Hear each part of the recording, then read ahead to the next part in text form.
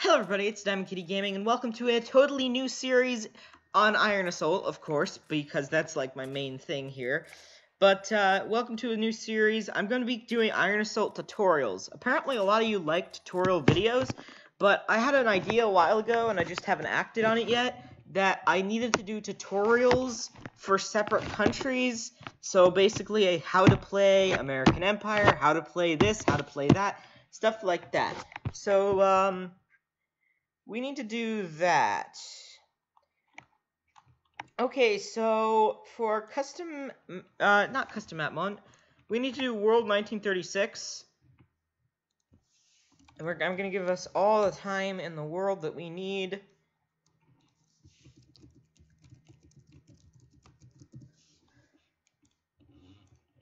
And we are going to be showing you guys how to play the United States of America on this. So, the United States of America country has a bunch of power, but not a lot of troops in the beginning. It can get a lot of troops, but first it needs to take on a lot of countries. I see a lot of people just playing America because it looks really cool, and it looks really big, and it looks really powerful. And it is, but you need to know how to play it correctly. So, I see a lot of players just play it and then kind of just sit there. Normally, these guys are noobs because they like America, they probably live in America, and they go, I want to play my country. Of course, nobody actually normally plays America just because of how not active it is. It's a really great ally, but it's not really normally played as much. So first, after purchasing some units, I normally go for California, purchase some units in California, maybe grab units in New Mexico and Texas as well, so like merge those if you can. So go like this. And the first tactic you do, and yes, I'm still following my thing of don't attack players without reason. Considering Mexico is 50% normally a player, probably don't do this if they are. But then again, Mexico players are normally really toxic, or mostly. They're either toxic noobs or they're actually really cool. So yeah. The first step to being America is just take out this weak little country here that has like a bunch of land plus like a free city. Like, bro, thanks for this free city. There's no reason. If you want, you can actually leave them alive in like maybe Merida and Heroica Veracruz, and then you can like peace, and then hey, excuse me, do not take New Mexico. You're not going there. After this, you can actually leave them alive here. They'll eventually make a city just like everyone else, and then you can also ally them, so you can get like basically a free alliance. Basically, I think I'm not going to do that this time. But you might want to if you feel like it. So there, that's our first step because you get this free city, that's 1 extra point. The next thing a lot of people will do is take Canada, and yes, the next step would be taking Canada, but to take Canada you need a lot of precision. But in World 1936, I think it's going to be fairly easy. So we need to do... Shoot, yeah, wait, we already have 2 boats, never mind. Yeah. So we just need to make some troops here, and then we just need to start our little, thing. Also, start our little, voyage here. So another thing you need to do in the United States, because you're going to be entering a lot of wars as the United States, you need to keep your productivity up while also just not getting destroyed, like, rapidly. Because if you keep your productivity down or get boosted, it's not going to be great for you. So, we're going to enter here, and we are going to pull out... Yeah, we're going to use the New York and these troops here, and we are going to do a sail up.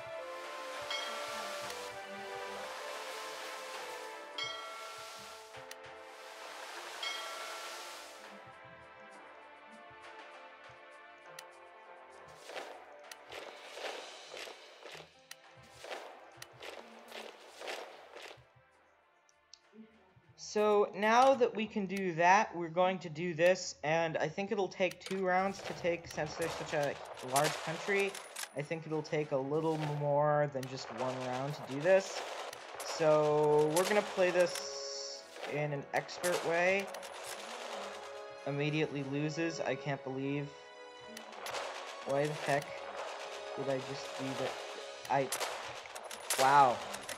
Wow, me. I can't believe this. We're gonna do this in an expert way. Immediately loses the war. I can't believe myself at this point.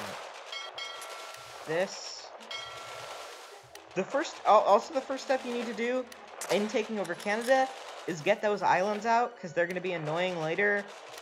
And yeah, we just don't want to deal with that. I'm gonna pull my oh wait, there's only 3. Oh dear.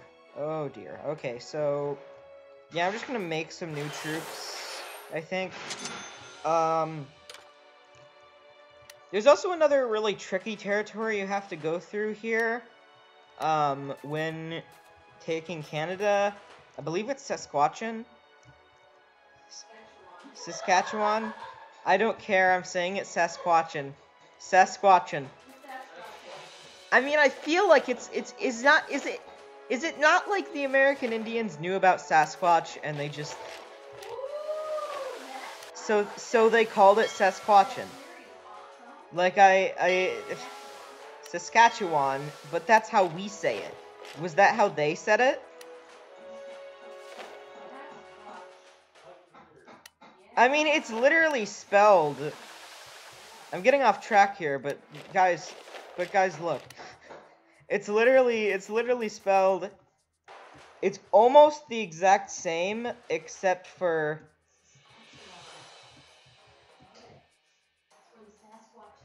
I mean, yes, is it not? Because that's where a lot of sightings are. Anyways, I'm getting so off track. So you also need improved infantry equipment. That really does help as America. Once you take this is going to be it's a little bit trickier. Oh dear, it's even more trickier when that happens. Yeah, when they start moving this normally happens, guys. So you can't actually take Saskatchewan from Manitoba. It's annoying because you wish you could just go like and just be like that, but no, you have to play this really weirdly, and you have to like come around. It's strange, but trust me, this will work. So you have to like come around like this. Hopefully I can do this in like 10 seconds.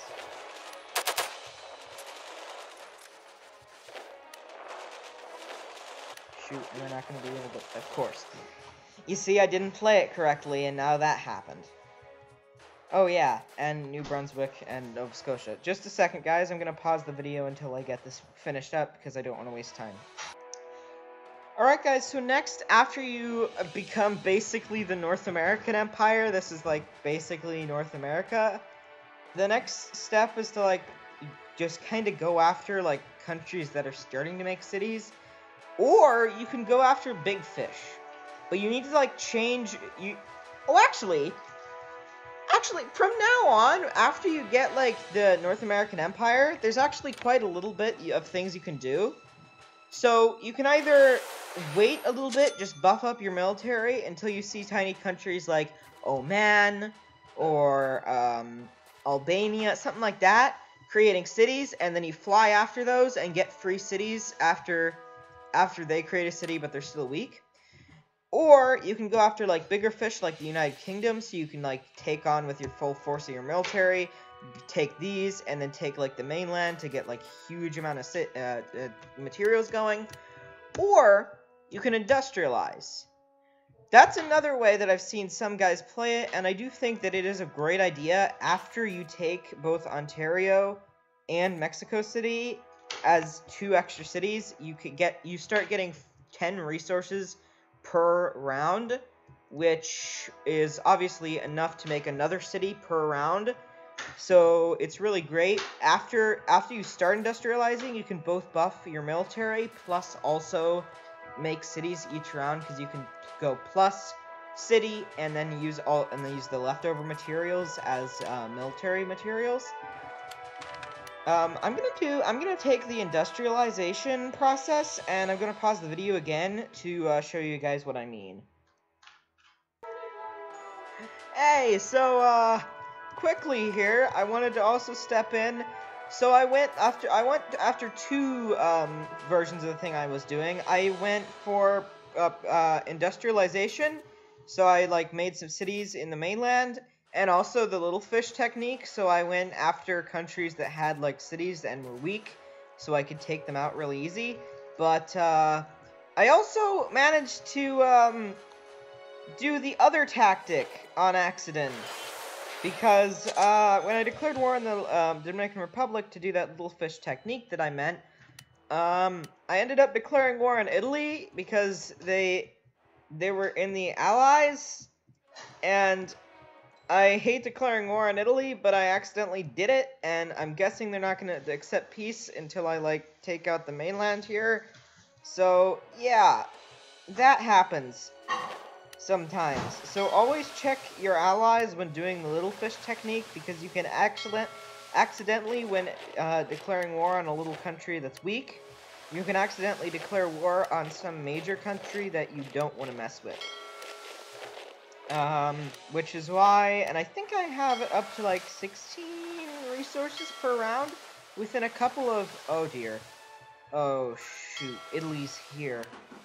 I meant to go to them, but Italy's here. That's not good. Not good. Very, very not great. Yeah, they did that.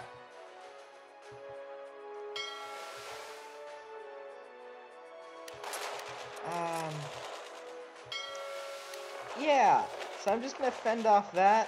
Hopefully I can make peace now or something. Okay.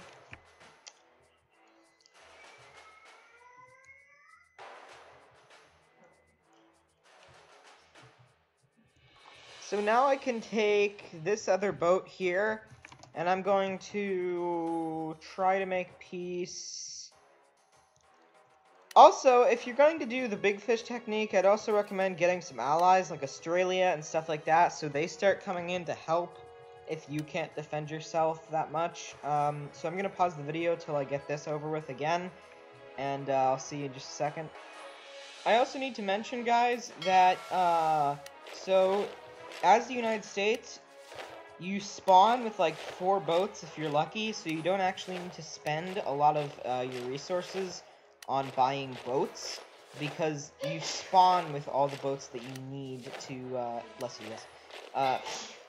get all the places that you need to be. So now I'm going to head down here, and I'm going to pull that mainland technique again. Just a second, I'm timed right now. Okay. Okay. Say sorry to Italy. I did, yeah. Spiacente. Spiacente. Spiacente. I have to do this quickly, or you're gonna destroy my country.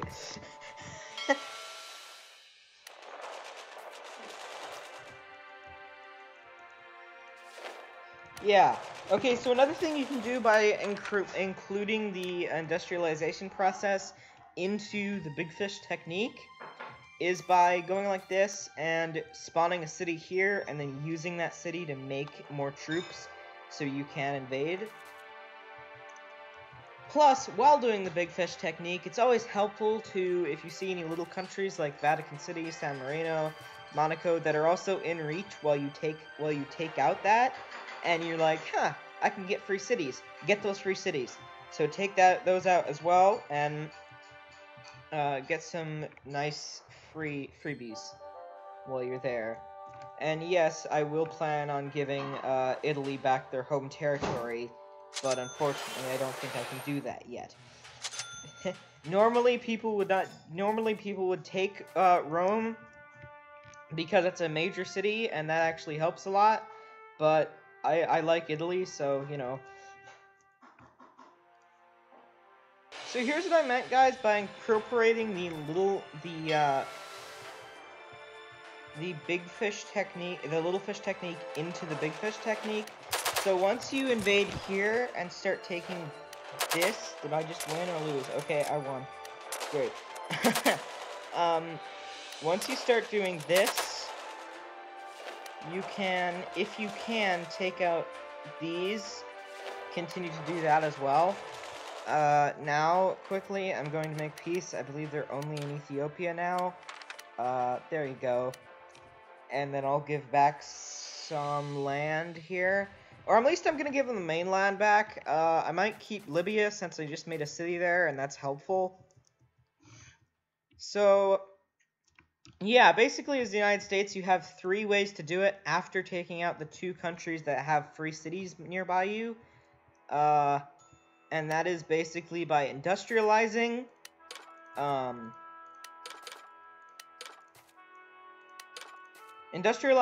little fish technique, or big fish technique, and I showed you all of those. Plus, also, you can do all 3 at once if you want. That's a little bit hard to do, but if you're a pro at the game, you can definitely pull it off. So, thank you all for watching. This has been Diamond Kitty Gaming video. I hope you enjoyed this little tutorial on how to play as the United States. I think our next one will probably be France, because I have a total technique planned out for France that seems to work well. Plus the Soviet Union. Soviet Union is a great tactic to play as. And yeah, I will see you in the next one. Goodbye!